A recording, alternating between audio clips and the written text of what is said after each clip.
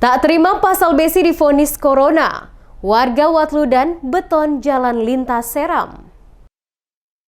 Tidak terima Martin pasal besi meninggal karena positif corona. Warga desa Watludan, Kecamatan Teonila Serua atau TNS Waipia, Kabupaten Maluku Tengah memblokade jalan lintas Seram dengan cara dicor beton di atas badan jalan. Pemblokiran jalan dilakukan warga Watludan pada Kamis 8 Juli petang. Setelah mereka kembali ke desa Watludan, usai mengambil paksa jenazah Martin pasal besi di RSUD Masohi. Almarhum Martin pasal besi adalah seorang guru. Selain dicor beton, warga juga membakar ban-ban bekas dan menebang pohon menutupi akses jalan penghubung antar 3 kabupaten di pulau terbesar di Maluku itu. Aksi pemblokiran jalan tersebut berdampak arus transportasi dari dan menuju kota Masohi, Maluku Tengah lumpuh total. Aparat TNI Polri yang datang ke lokasi kejadian sempat negosiasi dengan warga, namun mereka tetap bersikeras menutup jalan tersebut. Menurut warga, vonis RSUD Masohi yang menyebut almarhum meninggal karena COVID-19